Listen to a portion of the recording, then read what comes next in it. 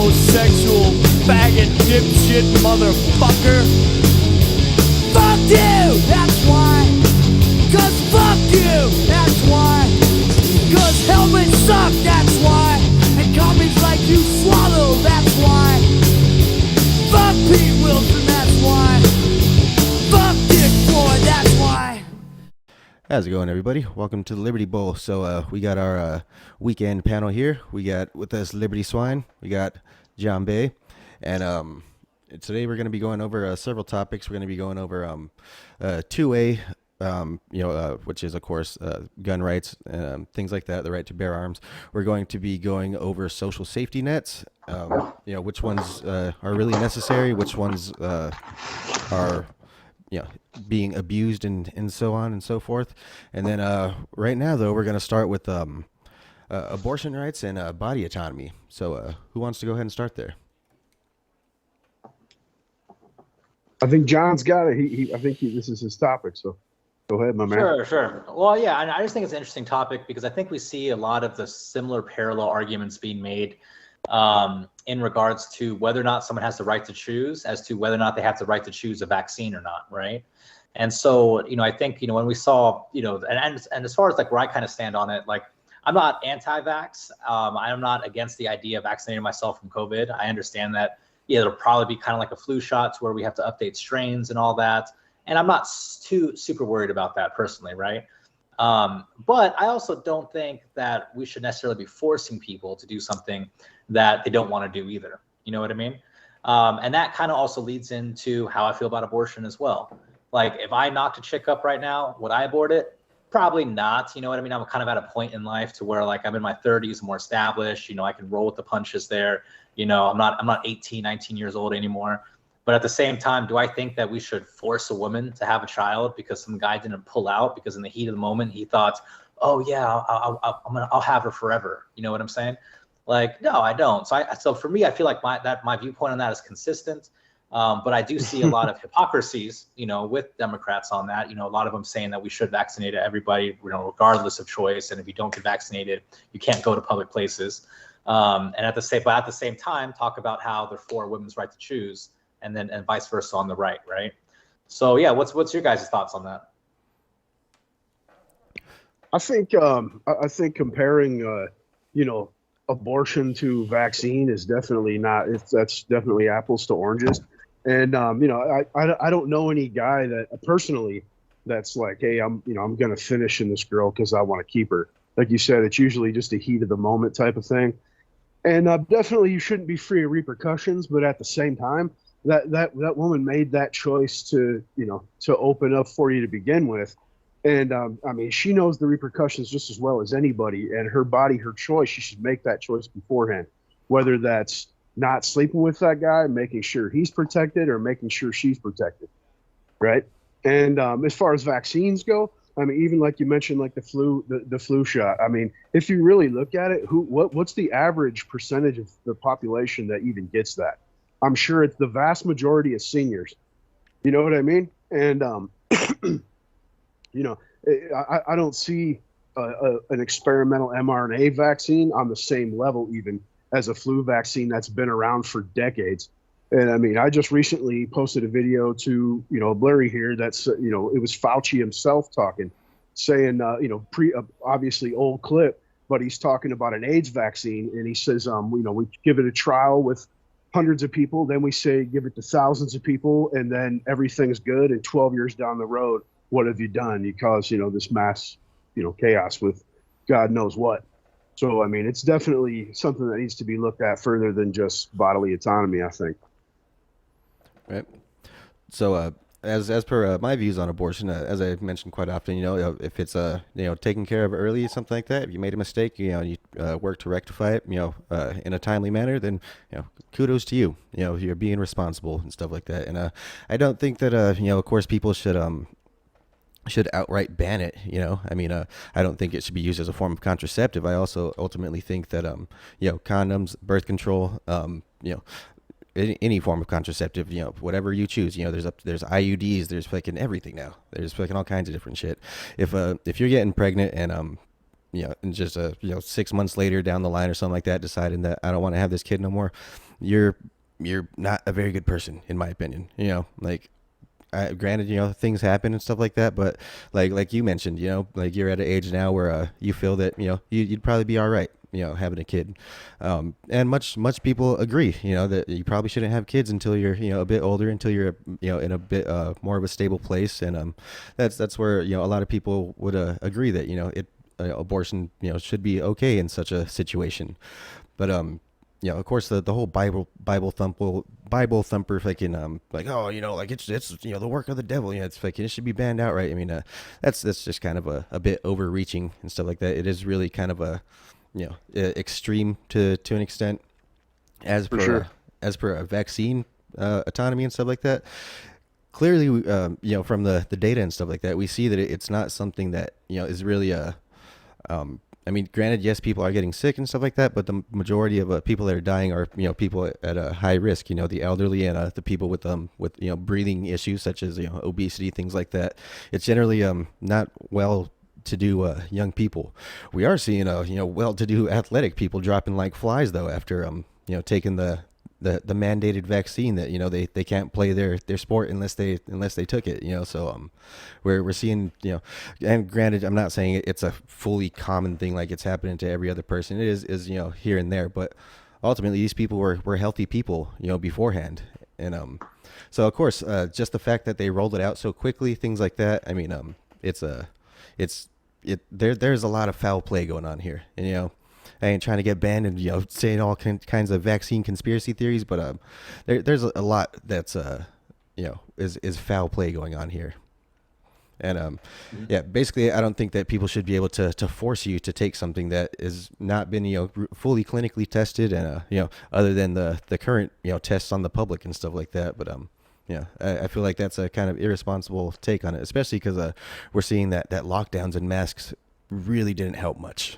If anything, it was a more damaging to society than COVID was.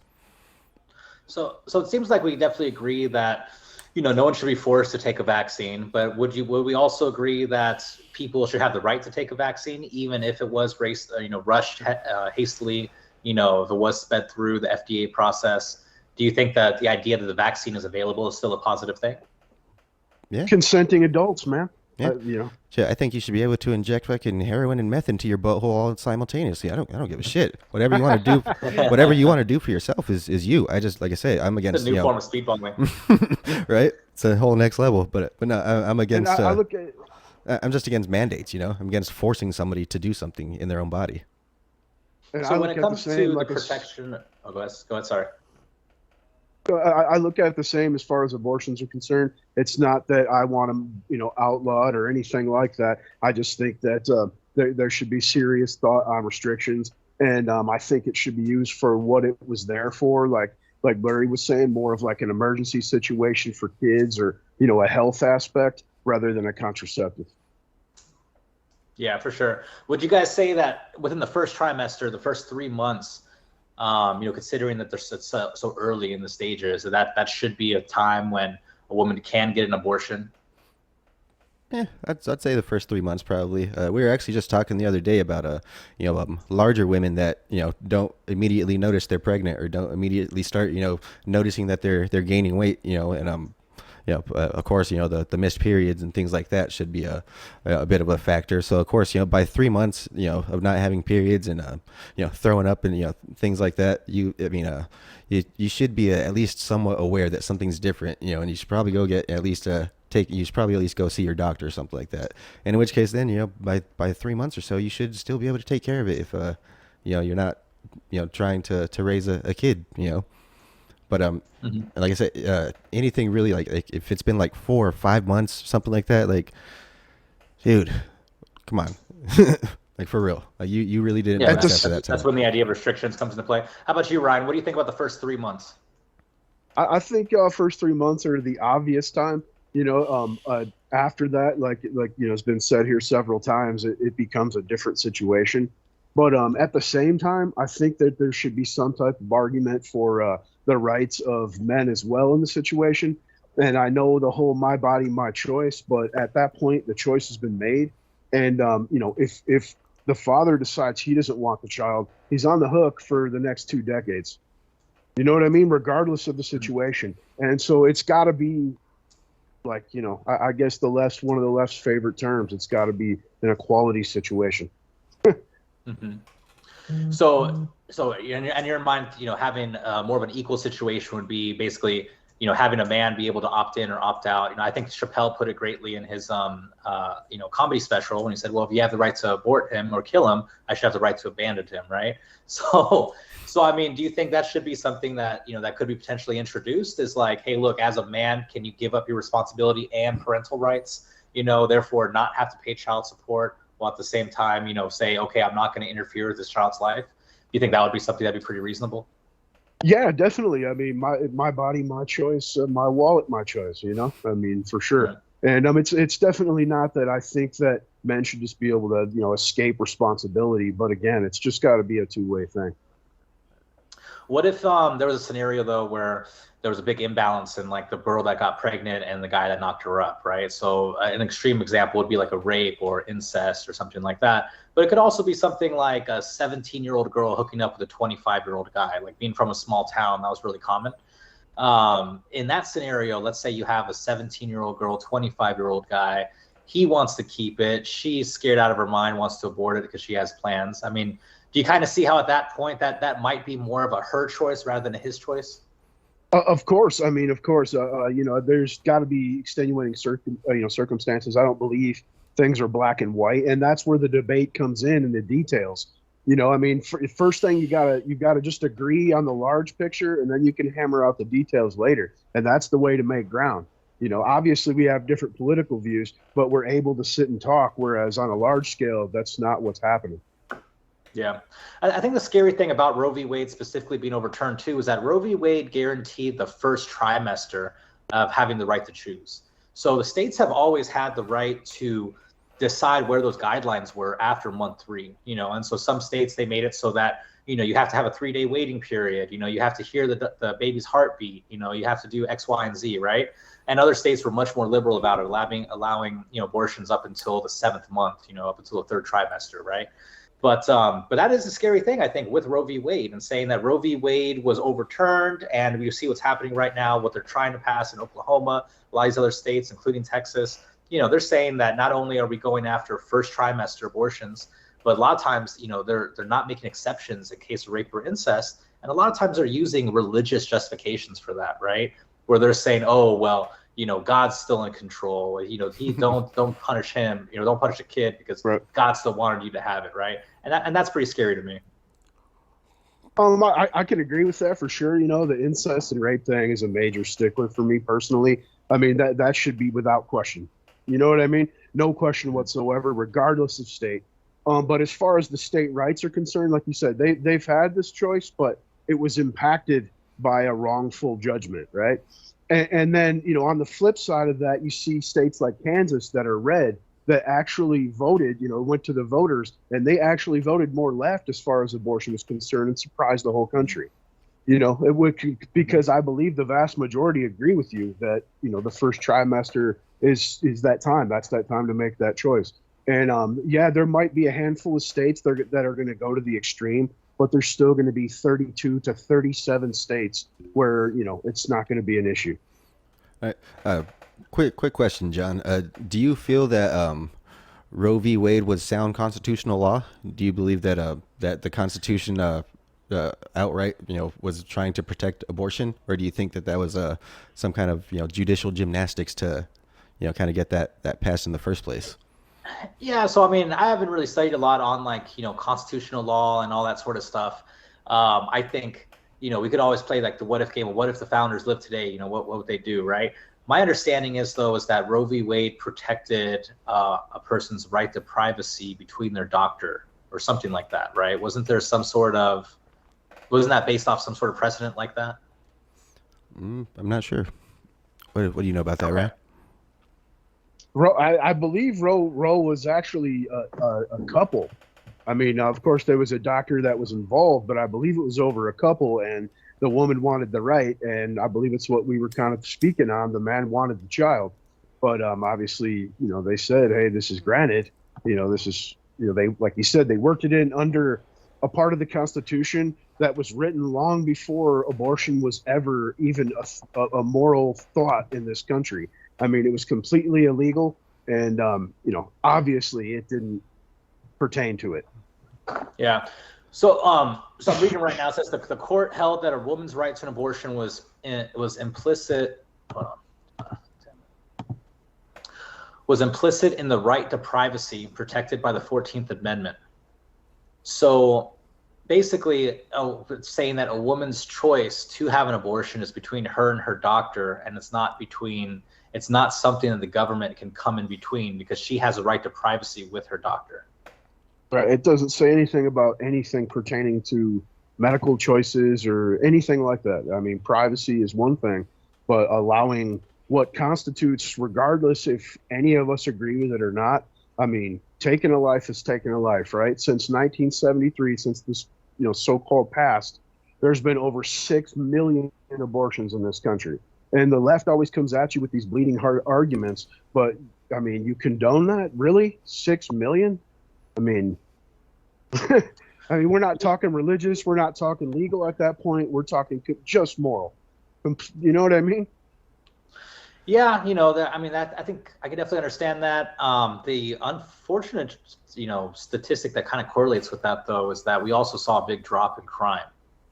So, there's definitely something to be said about how there was, when you look, and if you look state by state too, where abortion became legalized, if you look at about a 15 to 20 year period after that, you saw a drop in violent crime in those states. You saw a drop in violent crime across the entire country from the late 80s until just a couple of years ago. Yeah, you know what I mean? So that, Roe v. Wade might have had a big implications to that. Freakonomics did a really good study on it. Yeah, and probably about 10 years ago. I'd say probably, a big part of that is economics. Yeah, I mean, it's the relative stability of the time was probably what led to the decrease in crime, I'd say. Well, stability, because you don't have a bunch of poor people having a bunch of kids that they can't handle. We don't have the social safety nets and social services to really handle a lot of kids that have two working parents, right? So what ends up happening in a lot of these places when you have too many kids is, they get involved in gangs and they get involved in a whole bunch of this different stuff. And, and it's kind of, it's definitely goes against the sort of bleeding heart nature of the left. And that's kind of one of the reasons why I wanted to do this stuff with you guys, because I want to show you guys that, look, left wing is not just about like, let's feel sorry for people or any of that, right? Like, there's, when it comes to economic justice and a lot of this other stuff, there's big, reasons why we believe the way we believe. And ultimately we live in a society that isn't providing for people in the right way. So when you have an overpopulated society where you have a bunch of poor people who don't have the services they need having kids, what ends up happening? They end up increasing crime, turning to a life of crime. So unless we do address those economic needs, we're not really going to see much of a difference there. And that's one thing that scares me for 20 years in the future for Texas. Define look like 20 years from now. Define economic justice. Is that like do you view that as in like the Robin Hood type way, like the taken from the rich and given to the poor type thing, or do you view that as in basically like an equal opportunity, or do you view that as an equal outcome? Yeah, I mean, my ideal society is a society where no matter what class you're born into, that doesn't put a ceiling on where you can go. But it really doesn't, though, in America. I mean, like, look at the Jeff Bezos story. He started out in his mom's fucking garage, Look at Ben Carson. He's Jeff from Bezos' mom was right a millionaire. down the road from my old neighborhood. Who? Sorry, I didn't catch you right. You got Ben Carson. He's from down the road in my old neighborhood in Detroit. The man is the most renowned brain surgeon on the planet. Yeah. You know what I mean? I mean, look at Thomas Sowell. Look at all the people that come from stories like that, right? Look at all the people that come from around the world, though. When you look at the large data of where people go, right?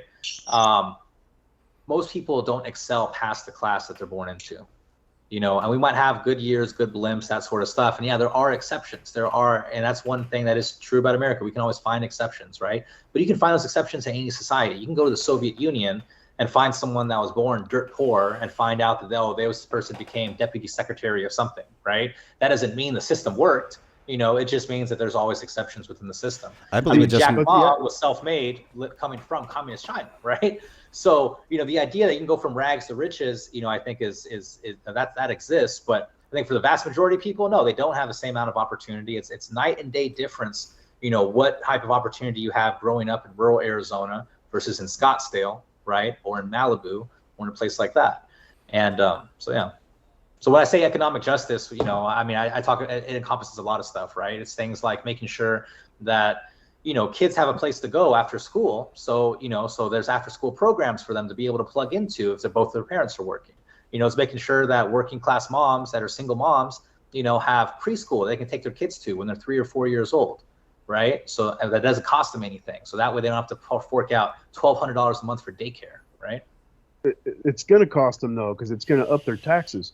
If you think that, like, you know, the whole spiel about we're only going to tax people that make over 400,000, there's not enough people in the country that make that level of income to tax to pay for that stuff. They're going to tax that same person that is supposedly getting it for free, and you and I. You know what I'm saying? And I mean, you know, I surely don't buy. I mean, I feel responsibility for people, but I believe that there's a difference between charity and coercion. And you know, taking from me by force, regardless of my, you know, economic standing, and giving it to somebody else is definitely not moral in the least. I feel like we're starting to segue into the social safety nets, but I want to ask one more question to John about abortion, and it's also going to kind of transition into social safety nets, and then we'll go ahead and continue on with this. But so as per abortion, do you believe that it should be covered by Medicare?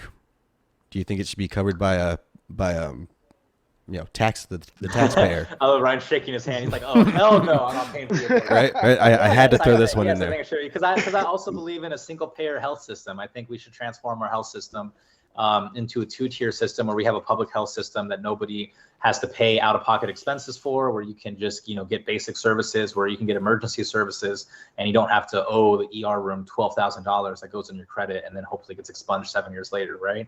So yeah, so in that sense, yeah, I also don't think that abortions should only be for women that can afford it, because it goes against exactly what I was saying before, is that ultimately one of the smartest reasons to have an abortion is because you're not there economically.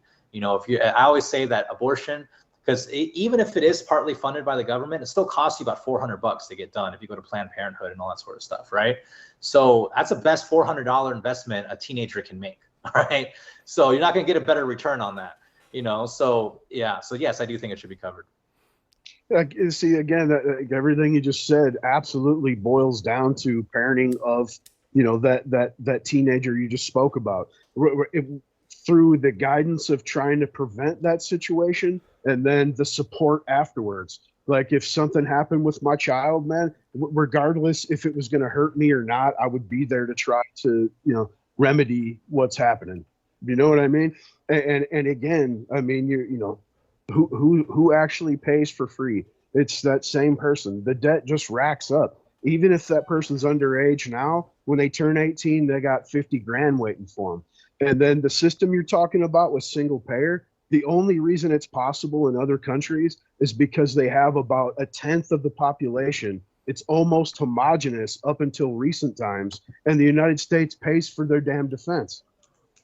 So, I mean, you can't do it on a scale with 350 million people, open borders, and shilling out billions a year for defense. You can't do it. Yeah, so I definitely think you're right that our overspending on our defense budget is a big reason why we can't afford social safety nets. And I think if we just reallocated money from the military budget into social safety nets, we wouldn't have to increase taxes. But nobody ever wants to defund the military. It's the least popular thing in the world. Because we essentially worship our military in this country. So, you know, it is what it is. One of the most essential things in America, at least, especially in this present, you know, date and time in geopolitics. I mean, for us to maintain our global empire and to maintain our spot in the world, you know, then I guess it is, right? If we're trying to keep everybody else in check and basically be the empire that we are. But I think most people, including libertarians, don't want us to be this empire. They don't want us to be the world's police, right? I'll go ahead and give you that one. I definitely agree that we don't need to be the world's police, but at the same time, I also would say that funding our military is probably I mean, you know, having a secure nation is probably one of the most essential things to a superpower, right? I mean, all these other superpowers. I just think we could half the budget and still outspend everybody else. You know? I mean, I don't know. We're seeing, you know, Biden's really kind of fucking up our military budget.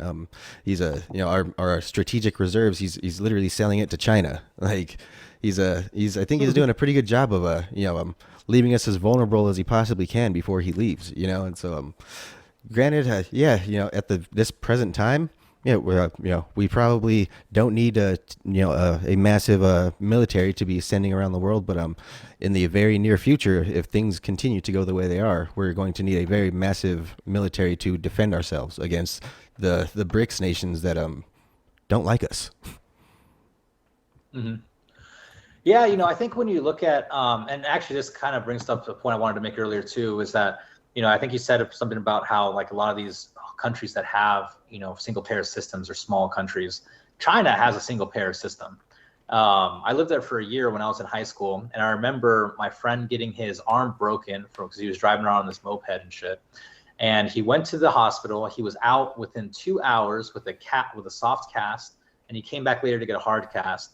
He paid a copay of would have been the equivalent of maybe like $80 American, and he got super good service. It was not a big deal.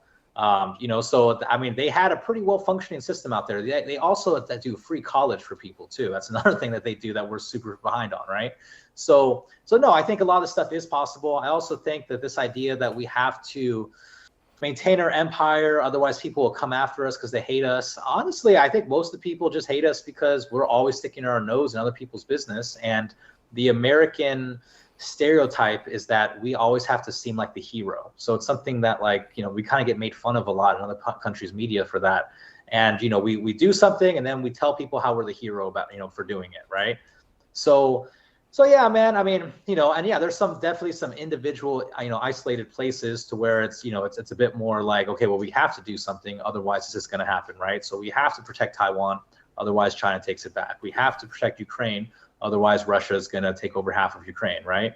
So, we kind of get put in these situations, but I mean, again, going back to what the founders would have wanted, don't involve yourself in entangling alliances, and that's what we're doing in these different places, right? So why do we have a responsibility to defend Taiwan? What has Taiwan ever done for us or for the rest of the world? Like all they are is just a bunch of capitalists that left China in the 40s and they went to a colony that Japan was running with a whole bunch of stolen wealth.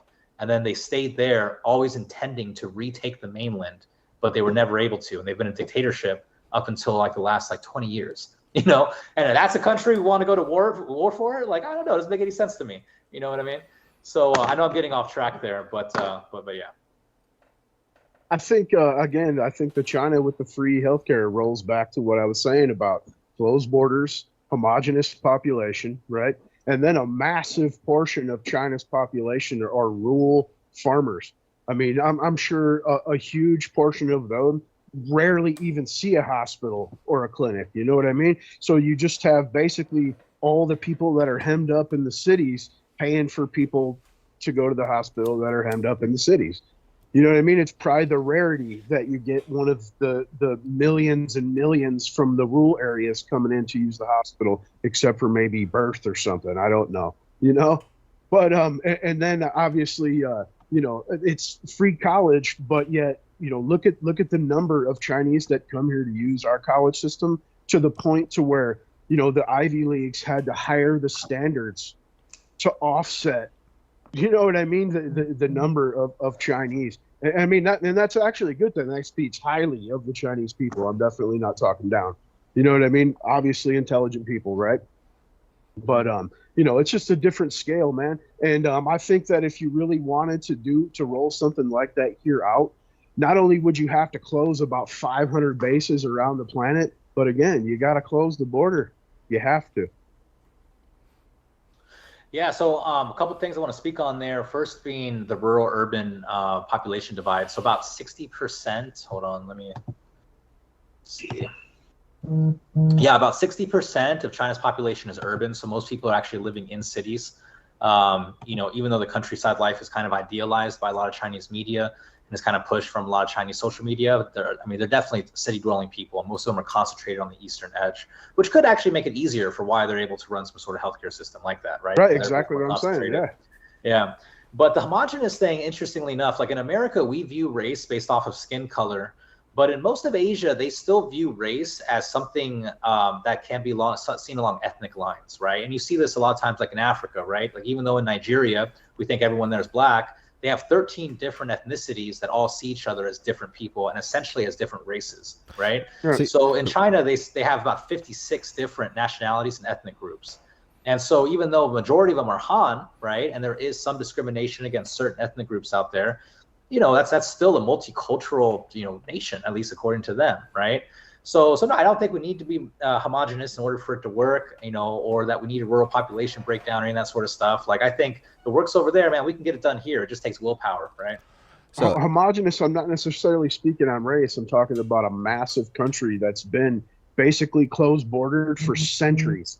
You know what I mean? Right. Even though they have different cultures in that country, they've all have a basic way of life. I mean, it's been that way for a long time. And that's what's kept China, obviously, you say you've been there. It's pretty cultural. I mean, it's pure. It really is. And I'm not talking about race. I mean, and it's just when you have people pouring in to use the system, basically, the excuse they're coming for a better life, but in reality, it's the system being used. I mean, you can take just California alone, that's always in the red economically, but they've spent over $100 million just to educate kids how to speak English. That's not including any healthcare, housing, food, nothing. You know what I mean? Mm-hmm. And that's just one small example. Right. I kind of want to point out too. A lot of in America, like you said, America is a bit of a melting pot, and I feel like for some reason it doesn't seem to get noticed enough. But the whole different ideals between a lot of right wingers and left wingers on the whole race idea. It's not so much really a color thing. At least on the right. It's more of a patriotism thing. It's like, dude, we don't give a shit what color you are. If you're American, put American first. Fucking the whole I'm Mexican American. Like, no, dude, I'm American. Like that's the whole thing with the right. It's basically it's like we are very much aware that not all of us are even close to anything near homogenous, and we're never going to be. But we're ultimately we feel that there needs to be a much more patriotic front, whereas on the left or on the Democrats, they seem like identity politics is literally the name of their game. It's just vote with your color. And a lot of the ethnic people, especially the Hispanics, they're starting to wake up to that. They're starting to wake up to like, wait, why are we being pandered to based on the color of our skin? And it's who's really the one that's the actual racist, the one that's saying, or the one that you're being told is racist, or the one that's telling you all this racist shit and saying that that's what they think of you, Like, yeah. There was a really good TikTok I saw recently. It was from some conservative guy, and he was talking about, he was wearing like a sombrero and a mustache, and he was going up to people. I've seen that. And like a college campus, right? And he was like, does this offend you? And they're like, yeah, it offends me. And then he went to where there's a whole bunch of Latin people, and they're like, no, we don't care, bro. Yeah. And like you enjoying it? You having fun? Yeah, with people that are, especially first generation immigrants versus people that have kind of grown up here. And a lot of times the way that they'll kind of view different things is different. Like I remember growing up, just for people to even recognize Korean as like an actual different group of people, like, oh, you don't think we're Chinese or Japanese, you actually recognize that Koreans are Koreans. Oh, that's freaking awesome. You know what I mean? Like just that in itself was validation. So even if someone was making fun of Korean people, it's like, well, hey, at least he mentioned us. You know what I mean? Because we weren't even mentioned, And now it's the point where it's like, okay, everybody knows about us, so it's not as big of a deal. But it's just like, there's different things that are out there. But I think a lot of times, with identity politics, it really gets overblown a lot. In local elections, for city elections, people vote a lot more on ethnic grounds, because especially in bigger cities, neighborhoods are based off ethnic grounds, right? So if you're running for mayor in Chicago, well, yeah, you have an area that's just Greek, an area that's just Latin, an area that's just Black, right? So you're going to have local community leaders there, and you're going to have unique issues to those areas. But I don't think the identity politics plays nearly as good nationally. I think specifically for Latin Americans, it does not play as good nationally. And for Asian Americans, it doesn't play good nationally, because both Latin Americans and Asian Americans our experiences in America are so different depending on what our ethnic background is and what part of the country we're from.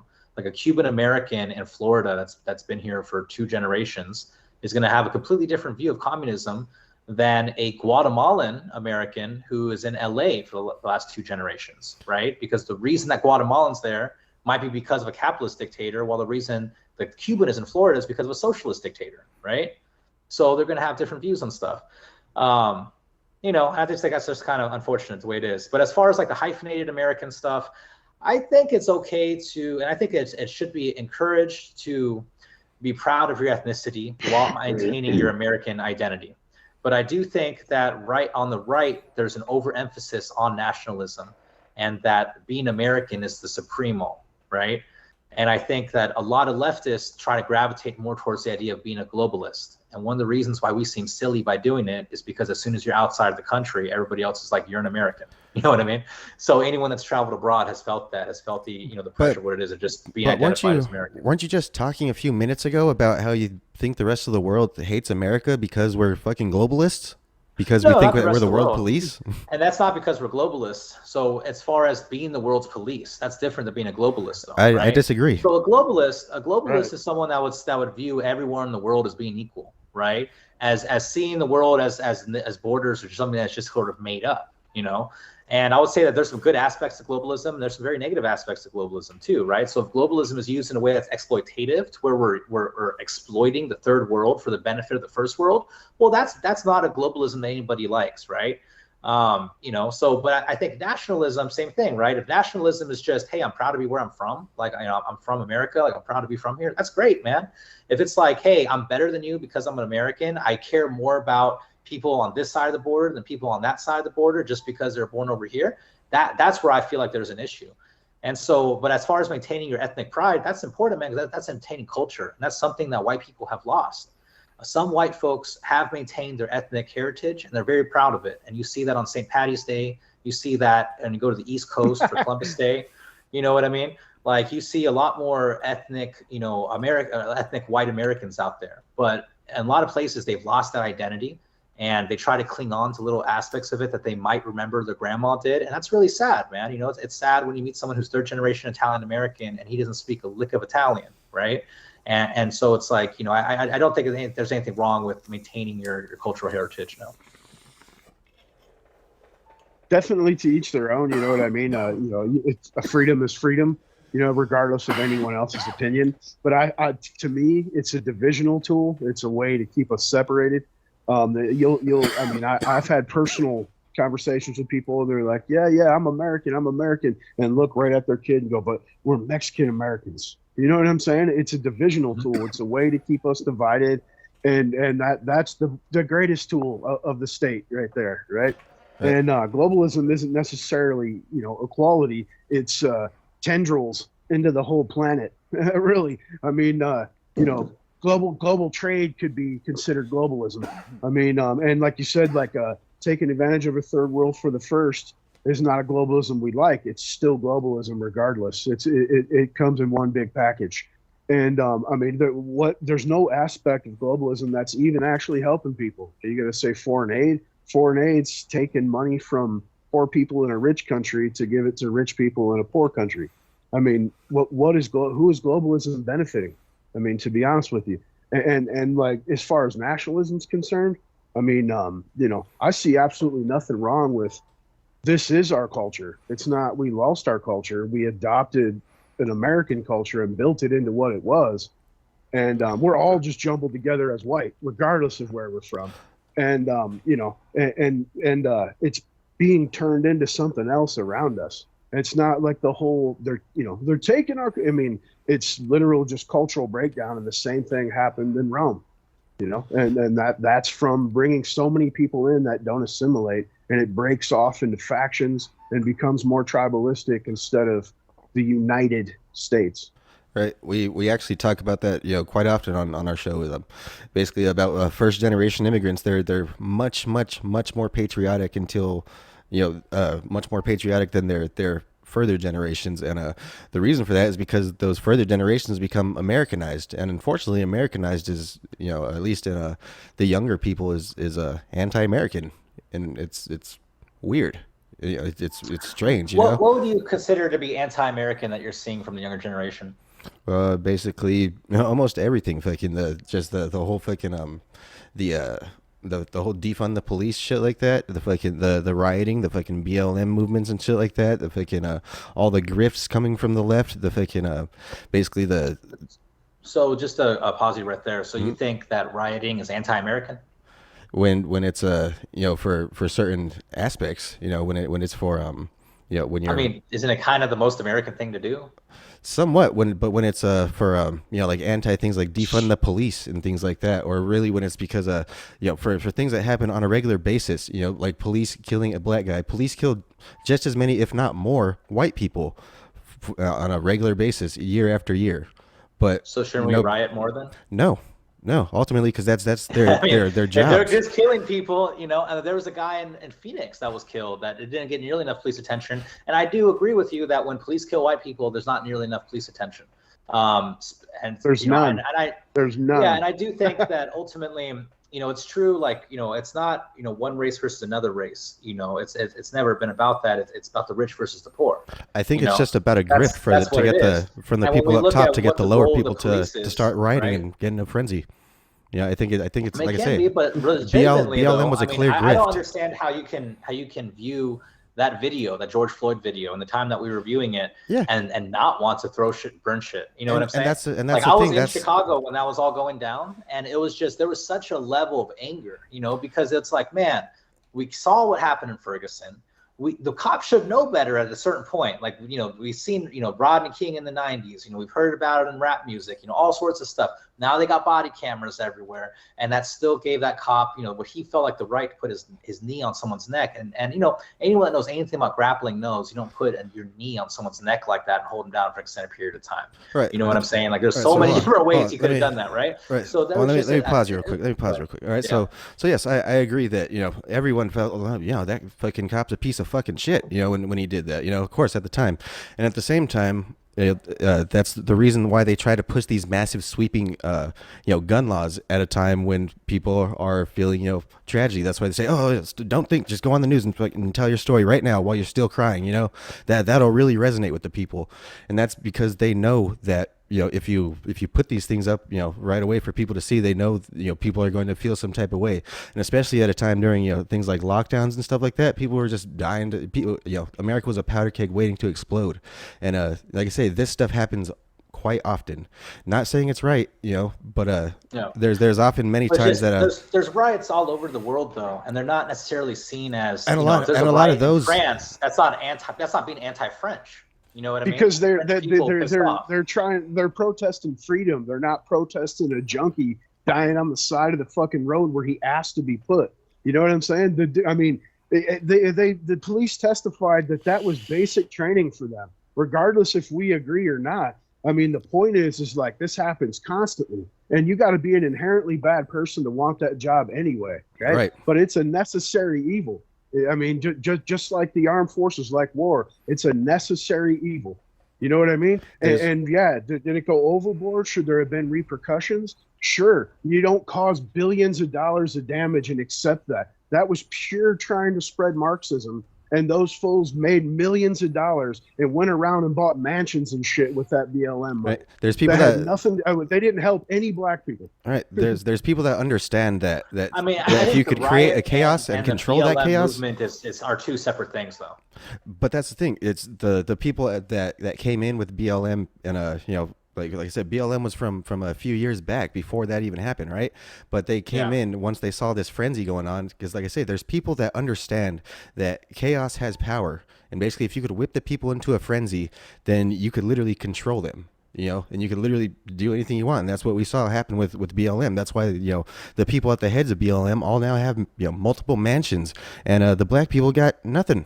They got fucking, So are you saying that BLM is an anti-American organization? Because you were talking about how there's a huge rise of anti-Americanism, and it seemed like you alluded to the riots as the rioting being anti-American. But would you say that the BLM organization leaders. Itself is anti-American? Yeah. Their leaders. Their leaders flat out said we are Marxist trained. They are flat out Marxist.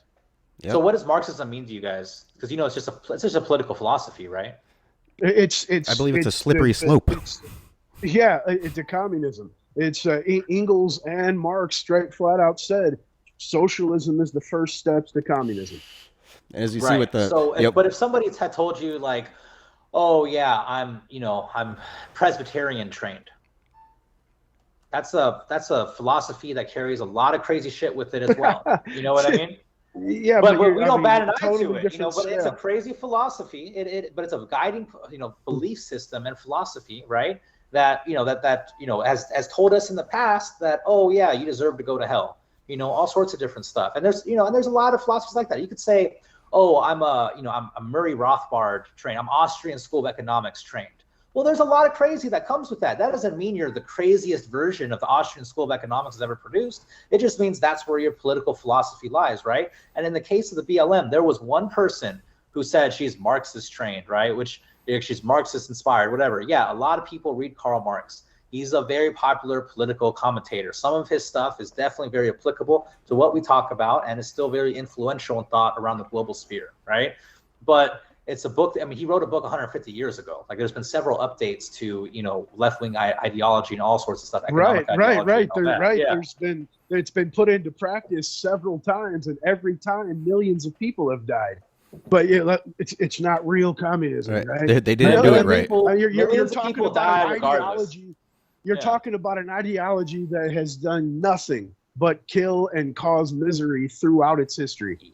Yeah. So, I know I don't want to get too off topic by diving down this, but I will say this. The Soviet Union went from being a backwards rural kingdom to being the first nation to put something in space in like a 30-year time frame, right?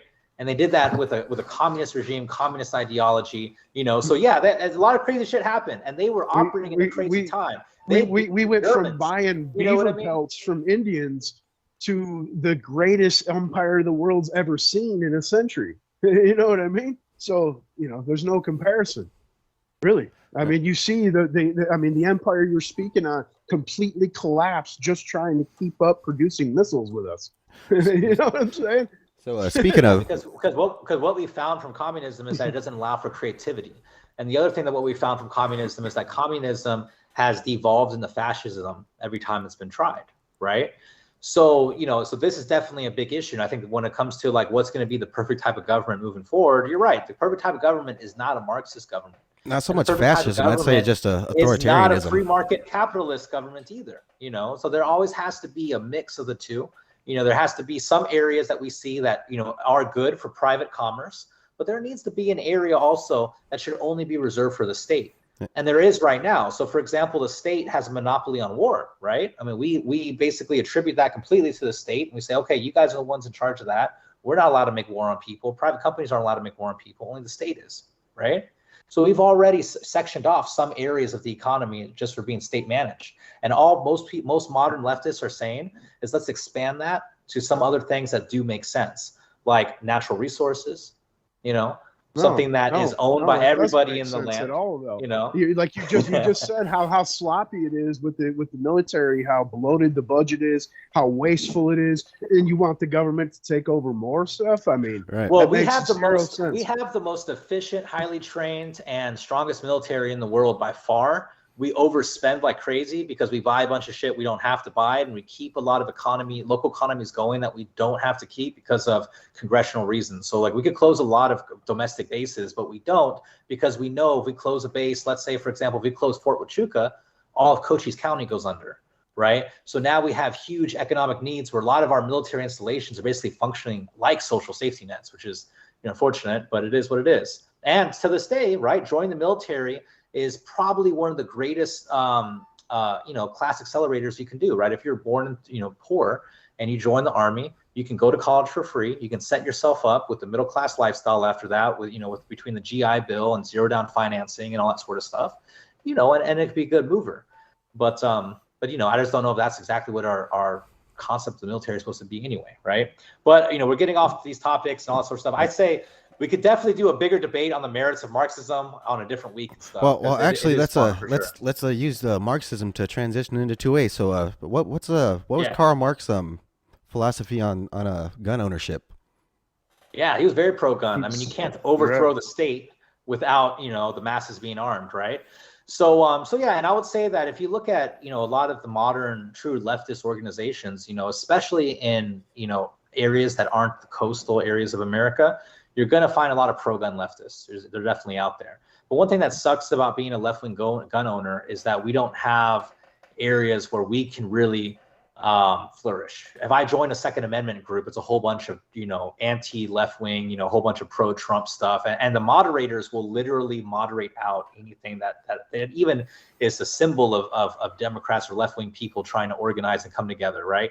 But we have the SRA, the Socialist Rifle Association, we have the John Brown Gun Club, different groups that are, trying to get left-wing gun owners together and just kind of show each other, hey, look, there's an avenue for us, right? And then I think, when it comes to, the type of stuff that's being pushed by the Democratic Party, some of it makes sense and some of it doesn't. And some of it does worry me, right? And but I think at the end of the day, man, I own an AR. I have 4 30-round clips. There's no reason for me to have 30 rounds in a clip, bro. It is so overkill. It's fun though. The whole clip. It's like $70 right there, man.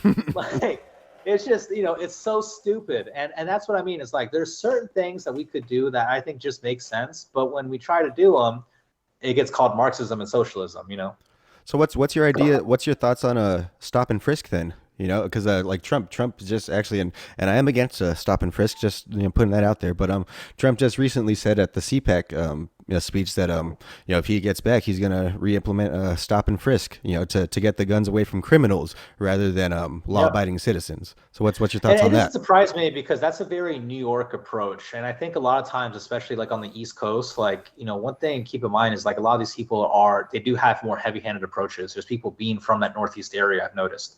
And maybe that could do with some geographic things, like maybe especially in a place like New York, they feel like that's necessary. But no, I don't like stop and frisk. I think when stop and frisk was utilized, I think it had huge implications for Black and brown neighborhoods. I think it leads to a lot of other stuff to where like you're not carrying a gun, but they think you're carrying a gun, so they stop and frisk you, and then you got a little bag of coke on you, and next thing you know, you're a fucking criminal, right? So it's like. I'm not a fan of stop and frisk. I think it's pretty messed up. And I think if he runs on that, I think it'll be easy to kind of run against that right. As far as in the general. Yeah. So then what's your views on 2A in general then? Because it sounds like you're pretty pro-gun. No, I'm super pro-gun. And I think actually a Marxist solution to the Second Amendment is that we would nationalize Ruger and everyone would be issued a firearm after they complete a training course. And you would be expected to keep your firearm in your house unless you didn't want to. Very similar to how Switzerland is. That's realistically how you would probably look at it in a Marxist perspective. But from a more practical perspective, I think I think certain things like they're proposing, having a limit on high capacity magazines, that makes sense. I think maybe having to pass a background check, like a more strict background check to get an AR, that could make sense. And I also think, having it so that you have to pass a safeties course and have a concealed carry permit to carry concealed makes sense. Well, right? Shauna Bullock here in Arizona has actually been trying to pass several laws that keep getting shot down that would allow basically basic firearms handling and training in school. And like I said, it keeps getting shot down. So what do you think of that? I would be in favor for it, but Arizona has the worst funded schools in the country, like second worst funded schools. So if we're allocating money so that kids learn how to shoot, that's great. Let's give them some activities to do. But man, can we bump up the raise for the teachers or something? Can we give the teachers an increase if we're going to do that? So but no, me personally, I don't think it's realistic though. I don't. Yeah. I got younger kids, so I'm all for funding the fuck out of schools, but we definitely need to change up the curriculum by a lot. Like fuck home economics, teach fucking capitalist economics. Teach Austrian economics. The fuck are we teaching how to fucking bake a cake for, dude? Like the hell are we teaching that shit for? Like basically the entire curriculum needs a basic update. Like I was mentioned to you several times. If you were taught how to be a capitalist in school, you probably wouldn't be so much against capitalists. And like I said, I feel like that was an FPLA. Right, but then you had to America. Yeah, you had to nationals. Right, you had to fucking go out for that though. Like that wasn't like core curriculum. That wasn't basic school curriculum. You were a bit of an overachiever back in school. Clubs they offered.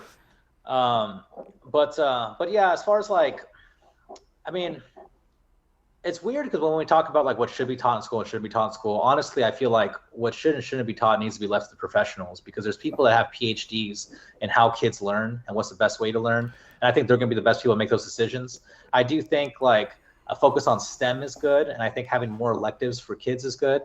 I took economics in high school my junior year, and I remember my senior year, my teacher at Benson told me that was like one of the things they had just gotten rid of, was like they just got rid of their economics program. So I think the defunding of schools is a big reason why we don't have, you know, kids that are prepared to take on life, right? And home economics is super important. Kids should know how to cook an egg and cook for themselves and that sort of stuff. Like that's something they need to learn. Something you have fucking parents for, dude. They also need to learn how to not overspend on credit cards, right? So, yeah, like I say, things like that, like learning how, like, you know, knowing how to pay bills and things like that. Like, yeah, that's an important part of you know, home economics. But I say, like, you know, things like budgeting, you know, could be like I say, included in basic economics. You know, basically, you know, which, like I say, it should also include, you know, how markets work. You know, how you know, basic economic theory. You know. Like I say, there's a whole bunch of stuff that could be changed, but then again, that's just like I say, the economic field. You know, what's your thoughts on you know, like CRT and things like that? What's your thoughts on gender affirmation for elementary school children? Like you know, like we're getting pretty. Can you explain to me what gender affirmation is for elementary school children? I haven't heard about that one. It's really fucking just the teachers affirming their own fucking gender choices with the children. So the teachers like tell the kids like what do you mean? Like how to like so things like so this is what I imagine. So things like drag queen story hour like, in elementary school. Like, hey kids, you know, I'm the substitute teacher today. My name's Jonathan. I use he, him. Do you guys have any questions about what we're going to be covering? Like, is that what you mean by gender affirmation, or do you mean like I gather all the kids around and that's the basicest form of it, and like I say, that's the most extreme form of it. Like, but there are teachers that believe it's okay to have drag shows for their first grade classes in school. Like there's people that actually think that's pretty ridiculous. I haven't heard about that one. I think I heard about the story time at the library where the drag queen did that stuff. That's pretty common all over America. I don't think there's anything wrong with that. Yeah, I think if you take your kids to a special, you know, person in drag reading stories, but they're not being taken there. They're not being taken there. That's state funded. That's fucking state funded. What? I thought it was at a library, or was it at a school? There's a lot of shit that's in classrooms in schools that, you know, basic fucking that like they say there's a reason fucking you know, Ron DeSantis in Florida is trying to ban fucking sex ed from kindergarten through third grade. It's not just because he feels like it. It's because there's a problem with it, you know, and people try to sweep it under the rug like it's nothing. I didn't even know if my damn teachers were married or not as a kid, man. I didn't even know my teacher's first name for the most part. Right. Yeah. I mean, I would say like where I draw the line on that, I guess, is I think introducing your pronoun is a new cultural norm that isn't a big deal. I think if people do it, whatever, I'll do it too. If they don't do it, I don't do it. You know, it's not a big deal to me. I think it's a new woke cult term. Not cultural, fucking cult. So the reason behind it is that if you have people, you know, that, for example, if they are trans or, you know what I mean, rather than singling them out so they can give their pronoun, if everybody gives their pronoun, their preferred pronoun, it just makes it easy, right? Then again, that's catering to that's making the 99% cater to the 1%. And but for something as simple as like, you know, just, you know, compulsory speech. It's not really compulsory speech, but I would just say it's more of like, something that's just more like polite etiquette. You know, it's not a big deal on it, right? Like if I'm just trying to be polite, because let's say we're in a group setting, there's 6 of us and one person is obviously trans and I'm not sure which pronoun they identify with, right? Or let's say it's just a chick with short hair and I'm not even sure if she's trans or she's just got short hair and dresses like a dude, you know what I mean? I might just be like, oh yeah, I'm Jonathan, he, him, you know, not a big deal, right? And then when it goes around the circle, it goes to her, and then she can say she, her. That's fucking weird. You know, and it's all good. You know, it's not a big thing. Yeah, it's just like it's whatever. You know, it doesn't really bother me. It's not something I feel like super crazy about. But yeah, I mean, would I want you know, dudes in drag, you know, coming into my child's elementary school and like hanging out with them? No, that's like that would be ridiculous. Yes, like that's too far to me. Right. So my name's Blurred Liberty. My pronouns are alpha male. I'm wearing a red Aleister Crowley shirt. Got weed behind me, and I'm talking on the show. There you go, man. There you go. Right. So let's go on to CRT then. Do you think racial ideology needs to be included in every single aspect down to mathematics in school? No, and I think the whole CRT thing is completely overblown by the right. I think what the right did is they basically found an issue. I think it's completely unnecessary. and they're really just like beating it to death, you know what I mean? And they're using every little like one-off thing to like justify, oh, this is going on everywhere and all that sort of stuff.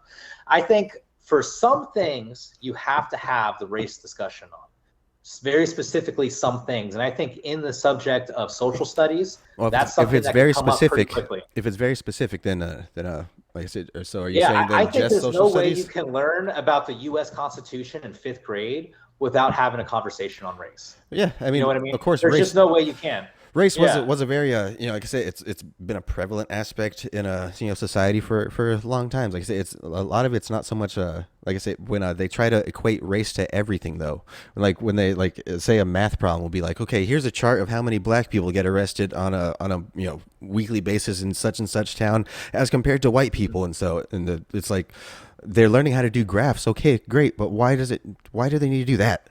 Like why does that need to be involved in it? You know what I mean? Like, yeah, and that seems like something that would be appropriate for like a high school curriculum, that sort of thing, especially if you're talking about like a high school statistics, class or something like that. Why can't you just go back to counting on the elementaries?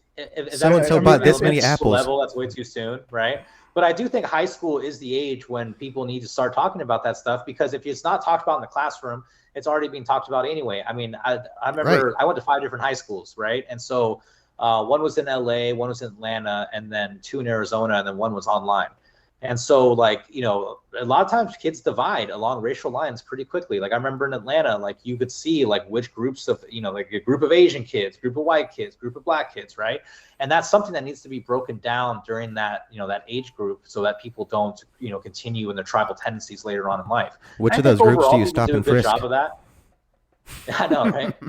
Yeah, the ones in the baggy pants. But yeah, and I think one of the great movers of that, though, is sports. And I think when you have really active sports teams, you have that broken down very quickly, and you start to see that, right? Like, so that's a good thing. But I think for a lot of the people that aren't involved in that, then yeah, those type of things need to be had. And didn't Tucson have like a bitch fit because they were teaching ethnic studies like 10 years ago, and people were like all upset by this because they were mad. They're like, oh, they're teaching my kids to hate white people and this and that. And it's like, look, if you learn about what happened to Native Americans, right, you're going to feel a little salty about that, right? Now, it's important to process that the right way. Man, and that's if you learn world history as a whole, you're going to feel salty, man. Yeah, and they just pick out everybody. They pick out the people that have a conscience, that have apologized for it, and millions and gave their lives to change it. You know what I'm saying? Throughout the West. This was the actual first place to outlaw slavery. It's still going on in other places on the planet, man, and nobody's talking about that. But if you're going to teach, we were pretty late to outlawing slavery. We were kind of late to the game on that one. But yeah, man. I mean, I think I said the West as a whole. I was talking about the West as a whole. You know what I mean? Yeah. And again, in the East, in Africa, right now, there's open air slave markets. Right now, to this day. You know what I mean? And no one says a word about it. And then, and then on top of that, you realize like the black population in America is the way it is because we obviously free our slaves and, let them live life. Where in the Middle East, who were the largest traders of Africans, you don't see that large population because they either castrated them all or worked them to death. You know what I mean? And I'm not sticking up for slavery. I mean, obviously it's wrong in any form. But I mean, just to pick out one spot throughout history and try to focus on it, I mean, obviously that's going to make one side look bad, like the devil. Yeah, I just think like when you learn about American history, it's like there's definitely can be a lot of things that can be shocking, and I think that when people learn that stuff, it can be difficult to process in the right way, and that's where a lot of the hate can come out. And I think the important part behind that is processing it in the right way, is understanding, you know what I mean, that this is the past and we got to move forward in the future. But some of the stuff, man, like even I'm learning about it, and like relatively recently, and I'm just like, God damn, I did not realize it was that bad, like the idea of I think it's called block busing, right? To where you basically move certain ethnic minorities in certain areas, and then basically the businesses that were largely white owned, you know, would basically move out of those areas and then follow a different ethnic minority. So a lot of times, if you look at, for example, the history of Chicago, a lot of the history of those neighborhoods is basically ethnic strife, because you know the black folks will move to the west side, and then all the Polish and Jews will leave and they'll go to the north side, and then the companies will follow the Polish and Jews, and then this will move again, and all this sort of stuff, right? So it's like, a lot of times that can be, I think, a lot of the more shocking history. And specifically for Arizona, one thing that I'll definitely say that failed in Arizona is that I never learned about the history of the Native Americans, the real history of the Native Americans in Southern Arizona. As far as Arizona history was concerned, it was pretty much like there were the Anasazi and they disappeared, and there were a few native tribes, and then white people came, you know, and like, but when you look at the real history of southeastern Arizona, man, there's a rich, vibrant history, especially of the American Indian Wars and all sorts of that sort of stuff that we just never learned about. You know what I mean? Growing up, it's like that around the entire globe, though. Like, history's been erased around the globe. We're a people with amnesia. You know what I mean? But I wanted to touch on how you spoke about Chicago. I mean, obviously, my home was Detroit, right? That was the Motor City at one time. It was considered the Paris of America. Okay, not only through like you're talking about how, you know, the neighborhood structure and whatnot. Blacks came from the South to work at the automotive plants after World War II. Okay, basically, you know, took over population-wise in that city. Okay, then through the riots and whatnot, destroyed it. You know what I mean? And the whites, yeah, I mean, the vast majority moved out. The ones that didn't were, you know, kind of white trash. And, you know, until this day, so it's been like 60 years of Democrat, primarily black controlled. And it's a third world country, man. You know what I mean? I mean, it's and a lot of that has to do with the disinvestment, though, from the factories that used to be in the city that moved out to other places, right? So when you take the jobs out of the neighborhood and you have a bunch of people without jobs, right? And that kind of goes back to that whole abortion thing. Then you have a whole bunch of people without jobs that are just hanging around there, you know, with nothing to do, and then they end up turning into gangs and all sorts of stuff. I agree with you to an extent on that, for sure. But a lot of that, again, is a whole nother topic. That's a whole left-leaning thing as well. That's where the unions come in. The unions destroyed the automotive industry there. I mean, they had more to pay off for people that weren't working than their actual staff. You know what I mean? It was all these benefits, and the union just pushes for more. And it's not like the labor changes. And, you know, I've been inside those plants. I mean, you literally got guys that stand around and do 3 spot welds every 60 seconds, and they're already making $26, and they go on strike and shit, shut the place down, cost them $1 billion. I mean, you know, really, that comes in with that whole workers union socialist bullshit, man. Yeah, I think unions are, you know, something that can be very controversial, and I can definitely understand that, especially since there's a lot of corruption in unions, and there's a lot of, you know, mafia ties with unions. I mean, the affiliations between Jimmy Hoffa and the Teamsters and the mobsters and all that is legendary. You know, I'm a big fan of the Sopranos, and of course the Sopranos, you know, they're really big in the construction union up there, and with the politicians, that's the whole idea behind like a lot of the stuff they're doing. But one thing I noticed from living in different states is that in states that have high union membership and that have laws that, you know, allow for unions to develop, people make really good money working jobs that in Arizona, like you could barely support a family on. You know what I mean? And there is a higher cost of living. Then it's $5,000, right, for a fucking studio. But the difference is that a lot of those people are owning houses out there, whereas like in Arizona, a lot of those guys are still renting, right? So I do think it's making a tangible difference. Yeah. So I mean, like a lot of my people I worked with in the Bay Area, you know, I would go out to Antioch, and the houses were $600,000 out there, but the guy was making $160,000 a year, you know, being a unionized, you know, electrician or whatever it is, right? And he's making good money doing it.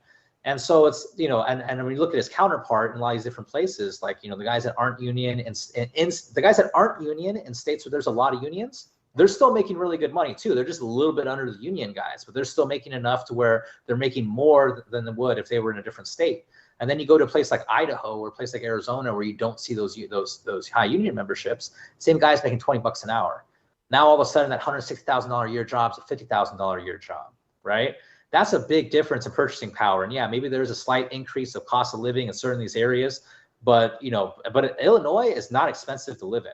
you can buy a really nice house in Illinois for under $300,000.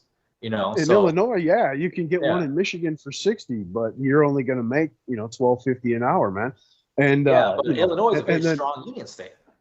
and it's all about what you put in your head. I mean, as far as you don't need a union. My son is 18, lives in Kentucky, right? The minimum wage there is something retarded like 8.25. A house there to rent's like 500-600 a month. The dude's making 21-22 bucks an hour. Hasn't even graduated high school yet. Mhm. You know what I mean?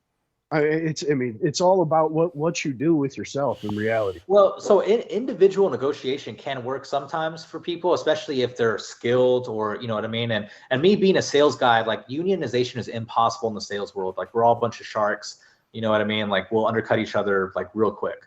So, but for people that are in quote unquote non-skilled labor, right?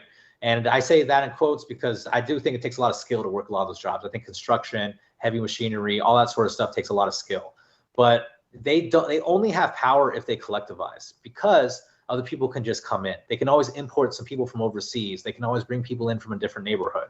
So having some sort of union allows them to be able to say, hey, look, yeah, we're going to collectively demand. And most of the time, just the threat of strike gets shit done.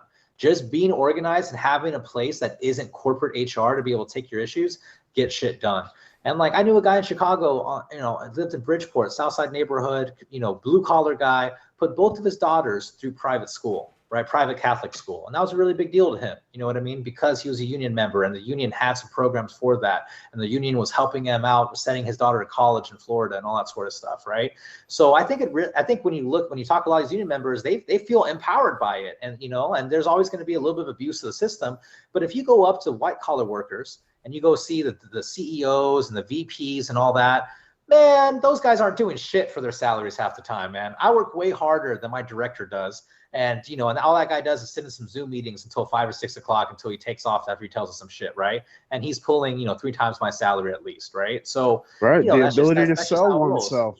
Right. Well, it is, but a lot of times it's who you know. And in his case, he goes way back, with one of the higher ups. And I'm sure he's capable in his own rights too. But, there's just things out there like, it's not hard work just gets you there. That's just not true. You have to have leverage, and a union gives working people leverage collectively. So do I think you should be forced to join a union? No, I think you should have the right to your own labor, just like you guys think you should have the right to your own labor. But I also think that that employers should not be allowed to just undiscriminately fire everybody because they're thinking about forming a union. I think it's your company and it's the people. But go ahead, Brian. What's the next one? Shit, I don't know. Those are the only ones we got. You guys got anything you want to go on about? It's a good one. We probably have this on for how long? Like an hour or something? Yeah, good right. Hour, 15 minutes. Yeah. Shit, hell yeah. Damn good show. Right. Well, you guys got any weed broken up? You guys want to smoke a little bit before we go? So Ryan, when did you move from Detroit to Arizona? When? Yeah. Well, originally, my family moved here like in the 80s, man. And I've been kind of back here off and on since. And came here a little over 8 years ago and met my lady, man. And I've been here since. Nice. Yeah. Do you still go back to Michigan every now and then? I haven't been in quite some time, but plan on it ASAP. Nice. Y'all ready? Yeah, I went up to Big Spring. No, Big Rapid, I think is what it is. I had a buddy that was up there and visited him, but just trying to drove through Grand Rapids. But Michigan looks, it's like, I feel like that lake area is nice. Like, I'm sure, especially in the summer, it's probably popping. Oh, yeah. Population doubles, man. Yeah. All right, you guys. That was a damn good show, man. Damn good. Now, a good show, John. Welcome aboard, brother. Oh yeah, it's good talking to you guys. Yeah. Shit, we'll see you next weekend if you still want to fucking chat with us, man. Yeah, for sure. I think I still got a little bit of ways to go before I turn you guys into Marxists. Yeah, it's gonna be a minute. Right. For sure. Later, guys. Later. Don't forget to like and subscribe, bitch.